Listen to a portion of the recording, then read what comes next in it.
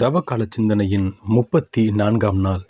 நேற்றைய தினத்தில் குழந்தையின் மனநிலையை நாம் பெற்றிருக்க வேண்டும் என்ற தலைப்பில் பார்த்த கருத்து அதனோடு தொடர்புடையதாக இன்றும் அமைய விரும்புகிறேன். குழந்தையின் மனநிலையை நாம் பெற்றிருந்தால் திருவருட்சாதனங்களை நாம் தானாகவே பயன்படுத்த முன் வருவோம்.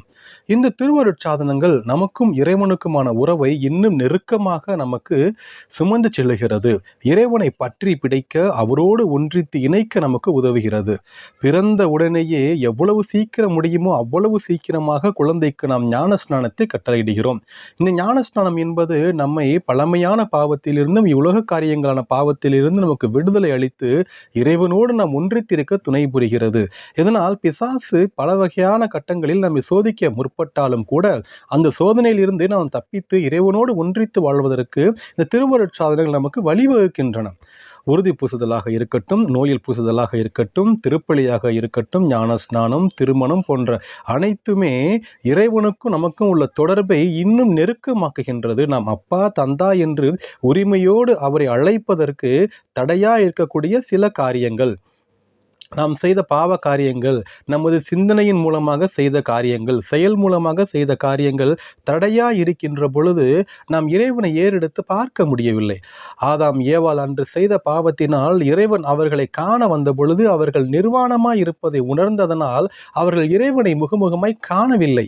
எனவே அதே சூழ்நிலையில் தான் இன்று நாமும் இருக்கின்றோம். ஆனால் இந்த திருவருட் சாதனங்களை சரியாக நாம் பயன்படுத்தும் பொழுது அந்த தடையானது முற்றிலுமாக உடைக்கப்பட்டு நமக்கே உரித்தான அந்த இன்ஃபீரியாரிட்டி காம்ப்ளெக்ஸ் மற்றும் நாம் செய்த பாவங்களினால் நாம் கூனி குனிந்து இறைவன் முன்பாக இருக்க தேவையில்லை. அவர் நமது அப்பா, நமது தந்தை என்ற நோக்கில், என்ற ஒரு பாசத்தில் இந்த அருட்சாதனங்களை நமக்கு திருச்சபையானது வழிவகுத்து கொடுத்திருக்கிறது.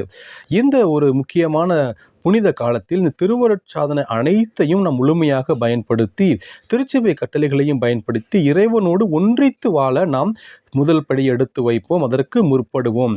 இவை நமக்கு உண்டான பாவ காரியங்கள், சிந்தனை, சொல், செயல் அனைத்திலும் இருந்து நம்மை விட்டு விலக்குகிறது. எப்படி ஒரு சேட்டிலைட் லான்ச் செய்யும் பொழுது அதுக்கு ஏகப்பட்ட பல வகையான உதிரி பாகங்கள் இருக்கின்றன. ஆனால் அந்த உதிரி பாகங்கள் அனைத்தும் அந்த சேட்டலைட் மேலே போக போக ஒவ்வொன்றாக கலன்றி கீழே விழுந்து அந்த கோர் சப்ஜெக்ட் ஆனது இப்போ நிலவுக்கு அனுப்ப வேண்டிய அந்த இடம் வந்தவுடன், அந்த இடத்தை அடைந்தவுடன் அனைத்து பாகங்களும் கீழே வந்து தேவையான அந்த பர்டிகுலர் கேமராவோ அந்த கருவியோ மட்டும் உள்ளே சென்று படத்தை பிடிக்கின்றது. அதே போல்தான் கிறிஸ்துவினிடத்தில் நாம் செல்கின்ற பொழுது நமக்கு ஏவையான அனைத்து காரியங்களையும், நல்ல ஒழுக்கத்தையும் மனப்பாங்கையும் இந்த திருச்சபையின் காரியங்கள் கொடுக்கின்றன என்பதை உணர்ந்து திருவருட்சாதனத்தை நாம் பயன்படுத்துவோம்.